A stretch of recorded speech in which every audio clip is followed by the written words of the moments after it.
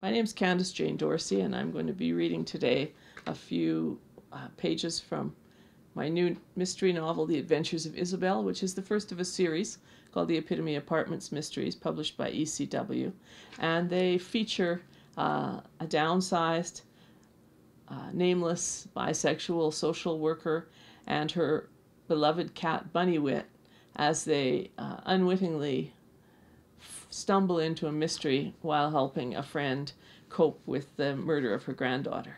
And of course, as mysteries do, it becomes much more complicated as they go on, and suddenly we discover that we're in a big criminal conspiracy, and things get tough. The chapter titles are taken from Ogden Nash's wonderful poem, The Adventures of Isabel. So we begin. Isabel met an enormous bear. I ate show tunes. Las Vegas show tunes, that is. Crooner stuff, the kind of thing one associates with Frank Sinatra and Carol Channing. The neighbor was playing them. One of those big band pop singer recordings where the linguistic distinction between potato and potato is deconstructed in detail by a hard-voiced pop mezzo with platinum-bleached attitude. Sun and hot wind had us all with open windows for a last gasp September summer moment, and I couldn't avoid the experience of hearing paean after paean to the dysfunctional love affairs of stupid heterosexual people. I live in a suite on the 4th floor of something called the Epitome Apartments. The landlord and locals call it the Epitome, with a silent final E and no irony at all. My balcony, where I have a few straggly window boxes, my feeble tribute to the earth goddess, is a 3-foot square iron grillwork cage, the landing of the fire escape really, floating above a grimy urban alley that leads to the best, in my opinion, Chinese restaurant in town. But for months the budget hadn't allowed eating out, even at the rock-bottom prices to be had there, and depression and unemployment had me trapped in the epitome of epitomes, with someone canned asking me what you get when you fall in love. If the cat and I could have borne the stifling air, I'd have closed the apartment against the racket. As it was, Bunnywit sat out on the fire escape, and I had Ian Tamblin's Antarctica on, hoping, if not to drown out the brassy voice, at least to turn it into some kind of postmodern sound collage. That was mostly working. I wasn't.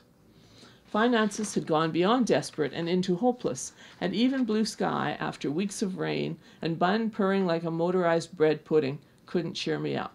What I needed was a dysfunctional love affair of my own, one that lasted for 2 nights of hilarity and imported beer, and ended with drunken protestations of eternal love just before the other party passed out and I slunk away without leaving my telephone number, or even my real name.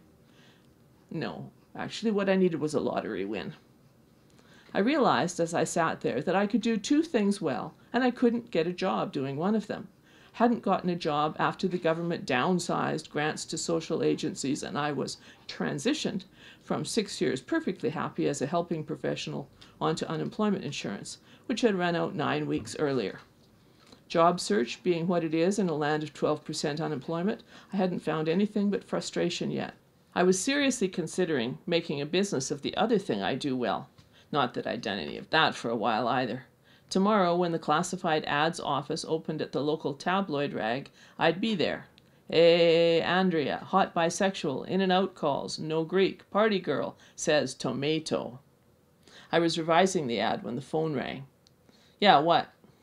Munchkin, what are you doing home on a day like this?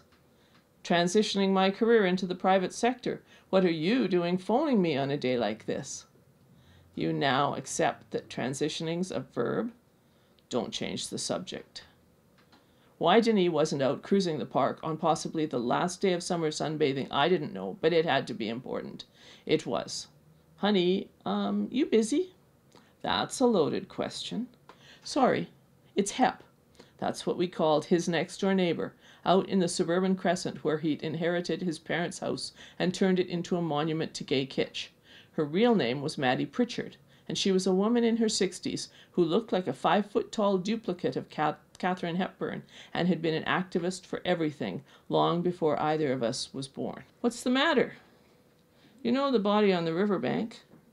What body? What? I thought you watched the news every night. Cat broke the TV. Can't afford to get it fixed. The body was found on the riverbank yesterday.